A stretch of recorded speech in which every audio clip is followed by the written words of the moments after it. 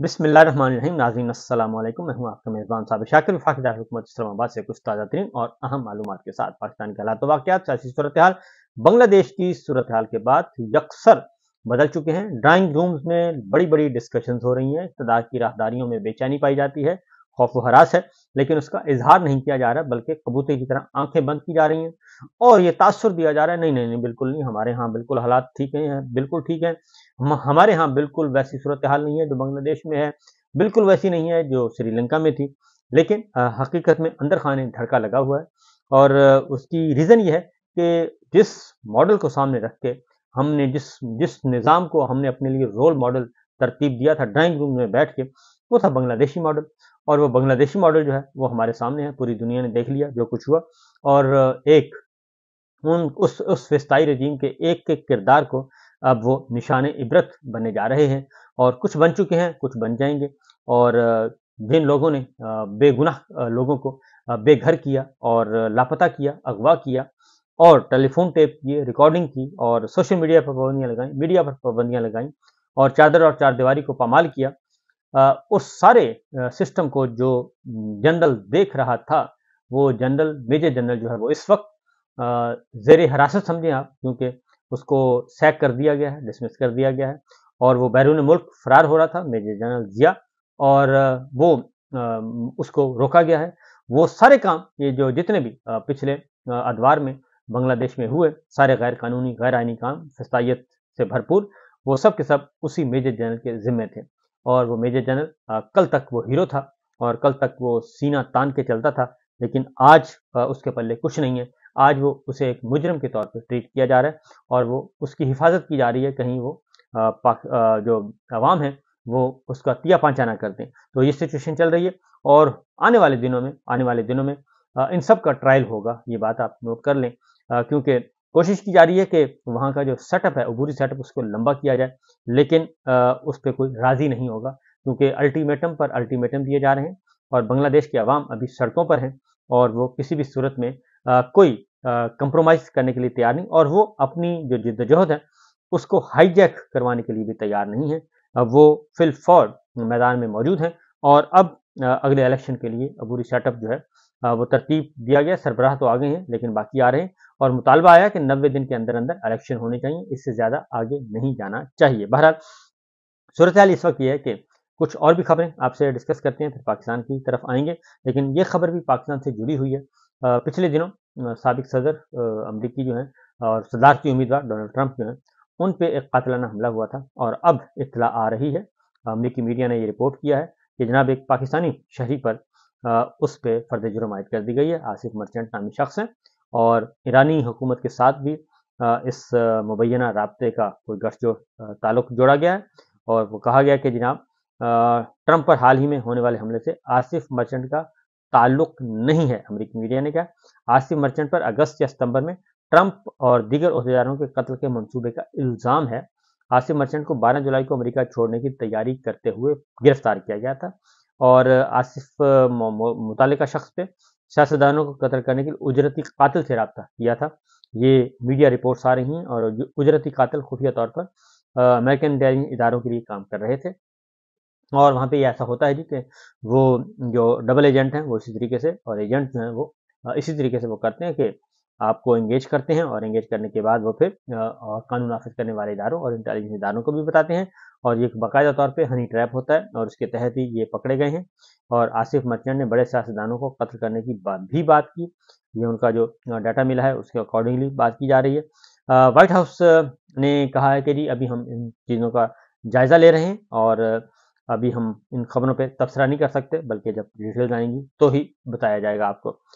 दूसरी जानिब पाकिस्तान की जो इकोनॉमी की सूरत हाल है, जो मैं आपको बार बार कह रहा हूँ, ये सूरत हाल कोई अच्छी नहीं है और इसीलिए बांग्लादेश वाले हालात जो हैं वो पाकिस्तान उससे कोई दूर नहीं है और पाकिस्तान के हालात उससे भी बदतर हैं, क्योंकि तमाम जो है वहाँ पे भी जो सिचुएशन वहाँ थी वही पाकिस्तान में है। लेकिन पाकिस्तान में एक और काम भी है, वो है कि इकोनॉमी नहीं संभल रही और आज जाहिर किया गया जी, डिटेल्स तफसीलात आई हैं। गवर्नर स्टेट बैंक ने एक गुफ्तगू की है, उन्होंने बाकायदा तौर पे बताया है। उस गुफ्तगू में जो तफसीलात सामने आई हैं वो तफसीलात ये बता रही हैं कि पाकिस्तान की इकॉनमी की सूरत हाल कोई अच्छी नहीं है, और ये सरकारी आदाद शुमार है। और 3.5% का जो ग्रोथ रेट है वो कहते हैं कि ये नाकाफ़ी है, गवर्नर स्टेट बैंक ने कहा है।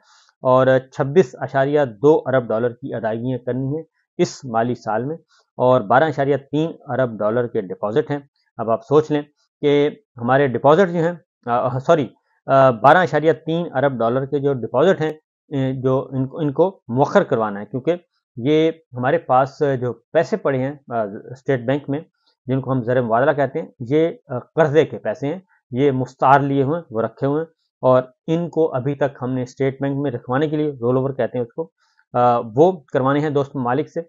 और चीन का 4 अरब डॉलर का कमर्शियल कर्जा है, उसको मौखर करवाना है कि वो हम इस साल अदा नहीं कर सकेंगे। और इसके साथ साथ चीन का 4 अरब डॉलर कमर्शियल कर्जा, और फिर IMF से जो ट्रांच मिलेगी वो भी इसी में है, सेक्रेटरी फाइनेंस ने कहा। और मजमूई तौर पर 16 अरब डॉलर कर्ज जो है उसको हमने मौखर करवाना है, और 10 अरब डॉलर की अदायगियाँ फिर हमें करना होंगी। और गुज़श्ता महीने 1.5 अरब डॉलर की अदायगियाँ की हैं, बाकी 8.5 अरब डॉलर की अदायगियाँ अभी बाकी हैं। यानी हम जो कुछ भी ये टैक्सों का माल और बिजली की कीमत, गैस की कीमत, पेट्रोल की कीमत, ये इसमें कोई कमी नहीं आएगी पूरा एक साल, क्योंकि हमने 8 अरब डॉलर की 8.5 अरब डॉलर की अदायगियाँ करनी है। और वो भी उस सूरत में कि अगर हमें चीन, सऊदी अरब और UAE, जिनसे हमने कर्ज लेके स्टेट बैंक में ज़र मुबादला रखे हुए हैं, अगर वो उनको उनमें थोड़ी सी मौखर कर दे उनकी अदायगी, पाकिस्तान अपने पास रखे, तो वो भी कमर्शियल हैं और कमर्शियल लोन है, लेकिन हमने स्टेट बैंक में रखे हुए, फिक्स करवाए हुए।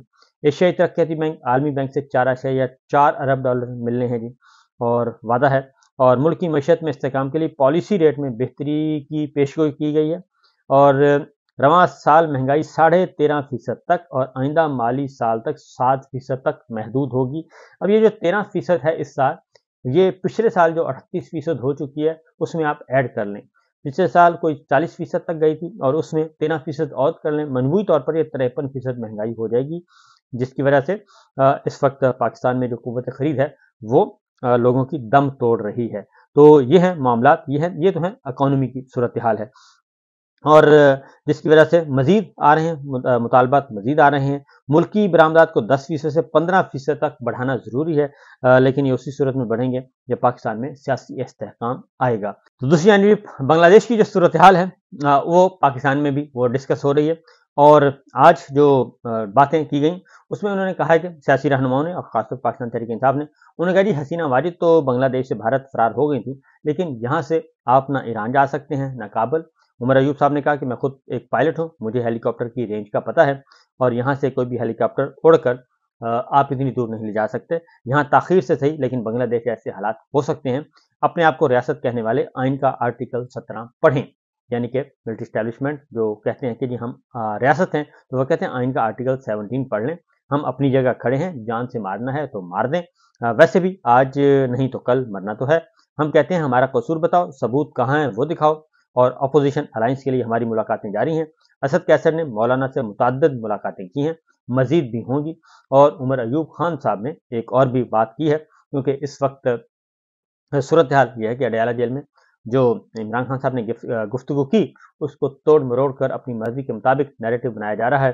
तो उस पर इमरान खान साहब ने, उमर अयूब खान साहब ने कहा है कि इमरान खान साहब ने किसी किस्म की कोई माफ़ी नहीं मांगी, और इमरान खान ने कहा है कि CCTV फुटेज लेके आए, मंजराम पर लाई जाए, और अगर CCTV फुटेज में PTI का कोई कारकुन हुआ तो मुलव्वस हो तो फिर देखेंगे, और फुटेज सामने लाएं, दूध का दूध और पानी का पानी हो जाएगा।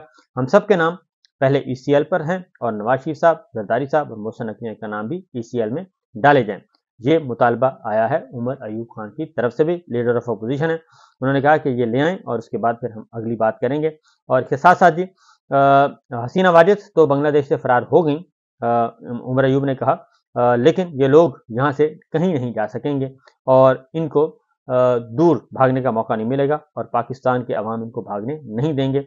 और हम कहते हैं हमारा कसूर है तो बताएं। और इसके साथ साथ नवाज शरीफ साहब के बैरून मुल्क जाने की अफवाहें बहुत ज़्यादा गर्दिश कर रही हैं, और उसमें ये कहा जा रहा है कि नवाज शरीफ साहब तो बाहर जाना चाहते हैं, लेकिन शायद वो जा नहीं सकते, क्योंकि कुछ कदगने आयद की गई हैं, اور ان کو باہر جانے سے پابندی ہے ان کی غیر اعلانیہ طور پہ. اور یہ پابندی کس نے لگائی؟ ظاہر ہے جی شہباز شریف صاحب وزیر اعظم ہیں، ان کے بھائی ہیں، بھتیجی وزیر اعلیٰ ہیں، سمدھی ڈپٹی وزیر اعظم ہیں. تو یہ پھر پابندی کون لگا سکتا ہے؟ کیا شہباز شریف صاحب نے پابندی لگائی ہے یا اسحاق ڈار صاحب نے پابندی لگائی ہے؟ تو یا پھر وزیر دفاع ہیں خواجہ آصف صاحب، کیا انہوں نے پابندی لگائی ہے؟ وزارت دفاع نے لگائی ہے؟ تو یہ ابھی تک کوئی کلیئرٹی نہیں آ رہی. لیکن طارق فضل چودھری صاحب نے کہا ہے کہ جی اپوزیشن کا کچھ لوگ بنگلہ دیش کی صورتحال پر بات کر رہے ہیں. 2018 کے بعد تحریک انصاف نے سیاست کو تقسیم در تقسیم کر دیا ہے، جبکہ اب تو حقیقت ہے کہ پاکستان کی جو سیاست ہے وہ تقسیم در تقسیم نہیں ہوئی، بلکہ وہ تو ایک پاکستان تحریک انصاف پہ آ کے رک گئی ہے، اور سارے پاکستان کے عوام جو ہیں وہ جڑ گئے ہیں پاکستان کے عوام عمران خان صاحب کے ساتھ. اور اب صرف یہی نہیں، پیپلز پارٹی اور مسلم لیگ نواز کے لوگ بھی کہتے ہیں کہ کم از کم بھی 80% پاکستان کے عوام جو ہیں وہ عمران خان صاحب کے ساتھ جڑے ہوئے ہیں، اور وہاں سے ان کو وہاں سے ہٹانا بہت مشکل ہے. دوسری جانب اس نظام کو بچانے کے لیے بالآخر الیکشن کمیشن نے پیٹیشن فائل کر دی ہے اور سپریم کورٹ آف پاکستان میں، اور اس میں انہوں نے کہا ہے کہ جو مخصوص نشستوں والا فیصلہ ہے وہ درست نہیں ہے، اور ہم جو آزاد اراکین ہیں ان کو ہم پاکستان تحریک انصاف میں شمولیت کے لیے الاؤ نہیں کریں گے، کیونکہ آئین سے مطابقت نہیں رکھتا. الیکشن کمیشن کی طرف سے سپریم کورٹ سے 12 جولائی کے فیصلے پر نظر ثانی کے لیے کہا گیا ہے، اور الیکشن کمیشن نے آئین اور قانون کے مطابق اپنی ذمہ داری سر انجام دی، کیونکہ سپریم کورٹ نے اپنے فیصلے میں یہ لکھا ہے کہ الیکشن کمیشن جو ہے وہ الیکشن صاف شفاف غیر جانبدار کروانے میں بالکل ناکام رہا.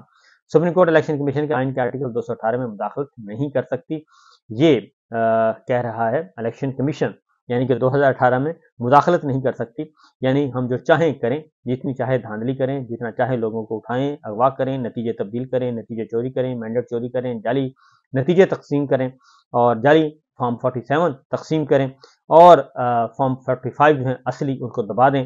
اور وہ کہتی ہیں کہ ہمارے سپریم کورٹ الیکشن کمیشن کے آئین کے آرٹیکل 2018 میں مداخلت نہیں کر سکتی. یہ بڑے دھڑلے سے کہا جا رہا ہے کہ چور اور چتر، اور چوری اور سینہ زوری، یہ ساری باتیں کی جا رہی ہیں. نظر ثانی درخواست میں سنی اتحاد کونسل حامد رضا، ایم کیو ایم، پی پی، نون لیگ اور دیگر فریق پاکستان تحریک انصاف کو عدالتی فیصلے میں ریلیف دیا گیا. تحریک انصاف کیس میں پارٹی نہیں تھی، اور اس لیے وہ ان کو ریلیف کیوں دیا گیا؟ تو یہ سچویشن ہے.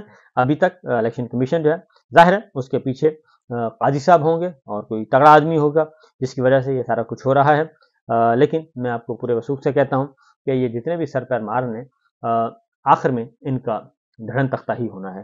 وہ آج ہو جائے، کل ہو جائے، یا 2 ہفتے بعد ہو جائے، تو یہ اس سے زیادہ کچھ کر نہیں سکتے. یہ ڈیلنگ ٹیکٹکس یوز کر سکتے ہیں، اور یہ رنگ کے اپنے اقتدار کے دنوں کو بڑھا سکتے ہیں، لیکن یہ ان کے ناجائز اقتدار کو کبھی بھی لیجیٹیمیٹ نہیں ہو سکے گا. یہ اجازت دیجیے، اللہ حافظ.